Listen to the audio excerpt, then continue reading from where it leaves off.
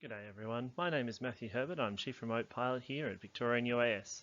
In this video I'll be taking you through the changes that have recently occurred to the CASR 101, where I'll specifically cover changes for aircraft up to 25 kilos in weight. It's important to note that there are other changes that apply to aircraft in both medium and large categories, but as we don't train in those categories, we won't cover them in this video. Now for the legal stuff. This video is purely a comparison between the CASR 101 pre and post amendment. While we'll give a summary of what we believe each of these changes means, if you have any specific concerns you should consult an aviation law specialist or consult with CASR directly.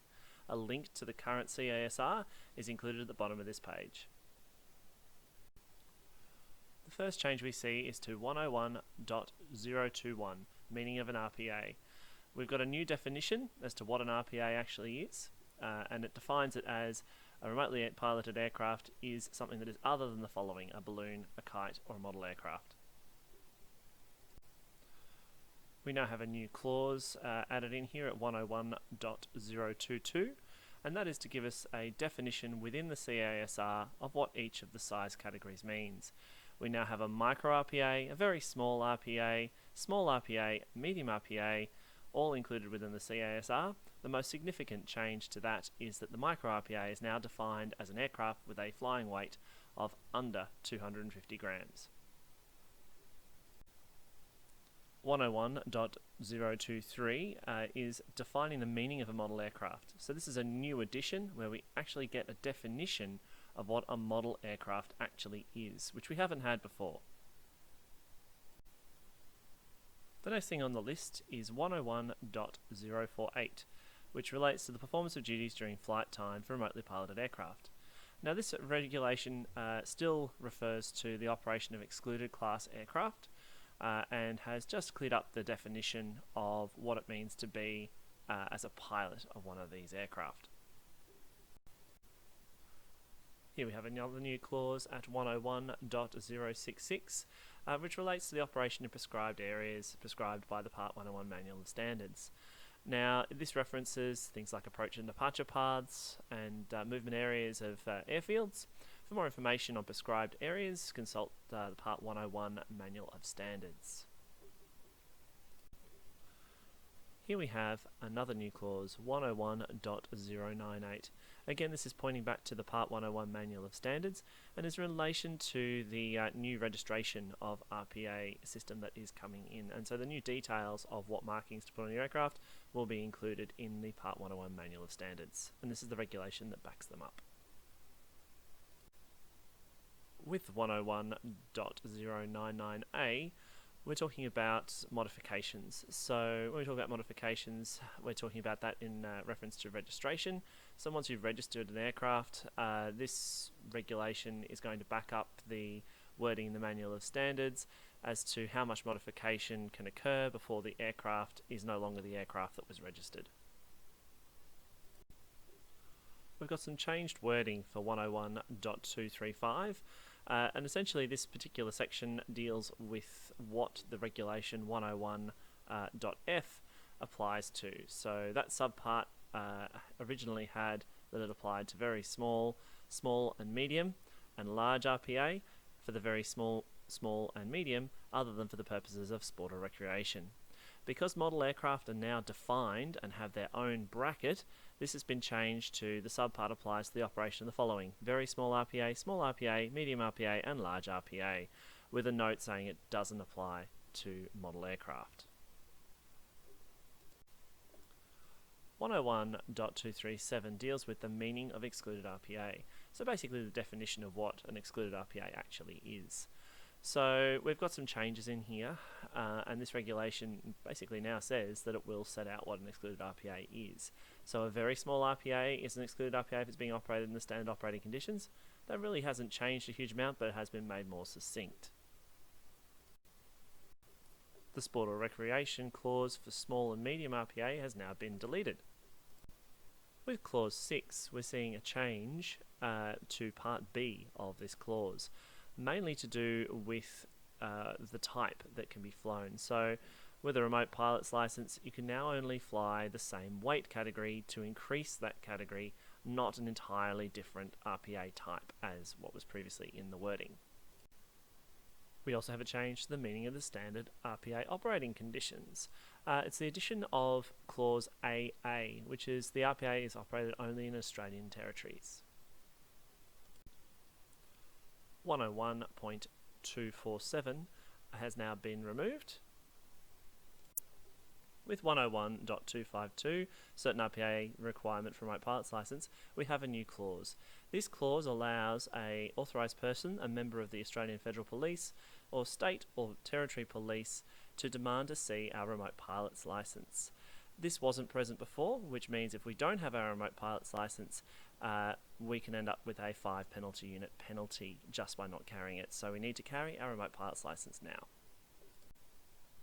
In 101.315, notice to holder of remote pilots to show cause, we just see some clarification on what CASR can and can't do and how they must behave.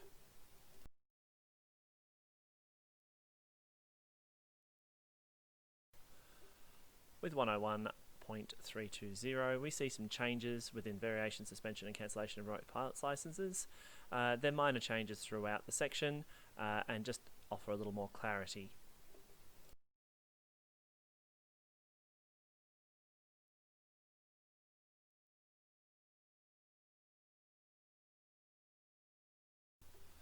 We also see some changes to 101.360, which is the notice to certified RPA operators to show cause. Again, it's just some changing in the wording and some clarification.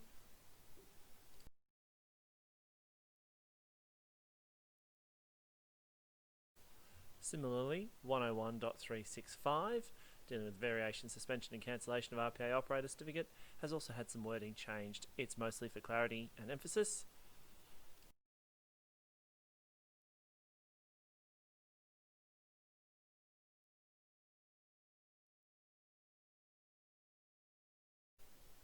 We're now going to delve into Division 101.f.5, just a minor change here in the wording.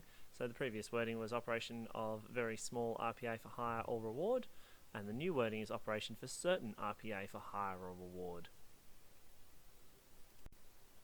In 101.371, which is to do with the notification to CASR prior to conducting commercial operations in the excluded class, we see it being changed from being a requirement of a minimum of 5 business days to simply prior to first operation.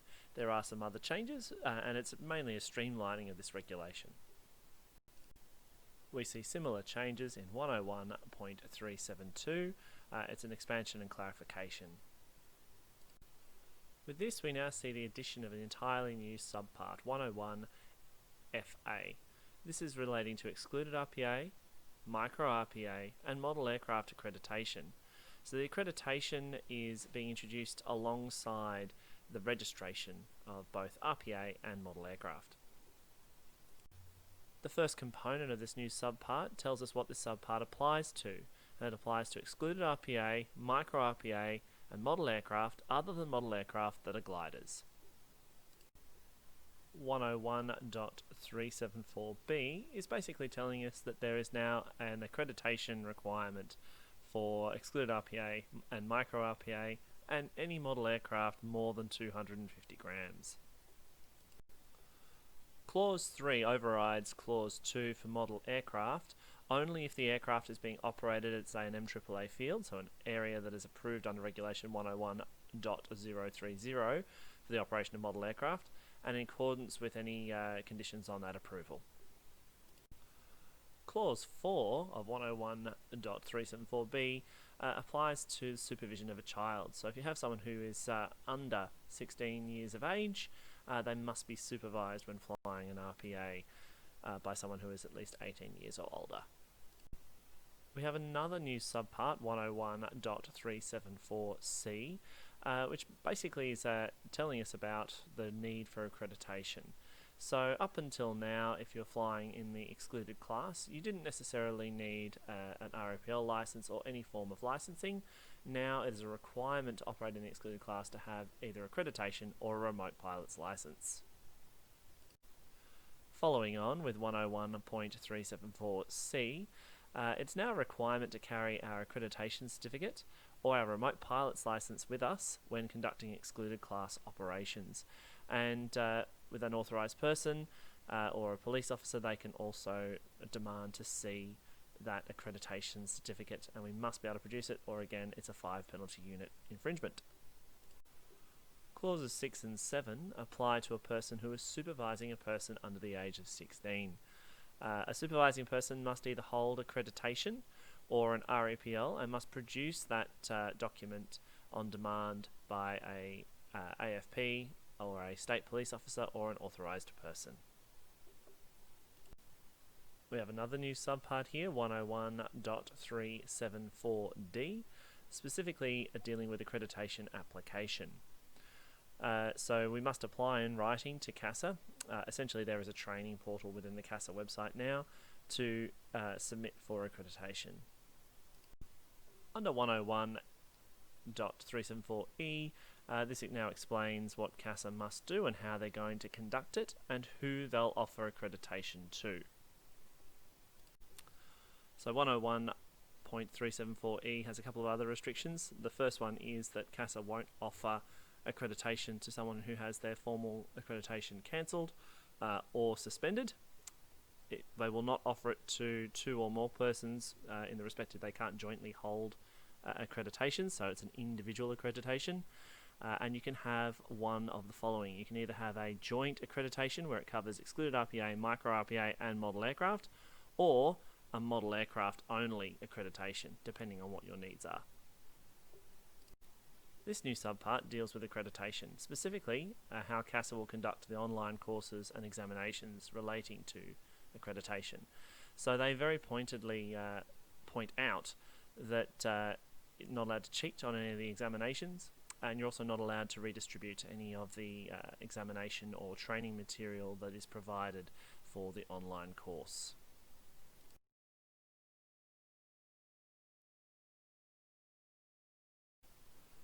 This section deals with when accreditation ends. So the person holding accreditation is granted a remote pilot's license cancels your accreditation because it supersedes it, and the day after the end of a 3-year period, which you would need to make sure that you have your new accreditation ready to be completed at the end of that 3-year period. 101.374H effectively is almost a carbon copy of the REPL holders show cause, except it's for the accreditation holders. So with the new accreditation system up and running, CASR have decided that they can also get accreditation holders to show cause in the same way they would a remote pilot.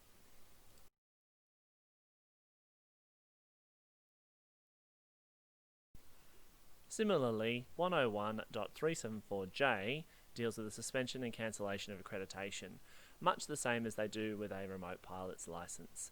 So it's effectively saying that your accreditation can be suspended or cancelled depending on an offence.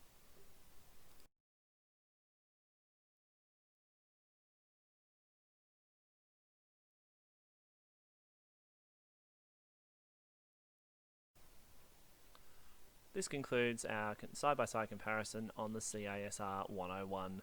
If you have any questions, please don't hesitate to get in touch. We're always happy to help out. Thank you for listening, and happy flying.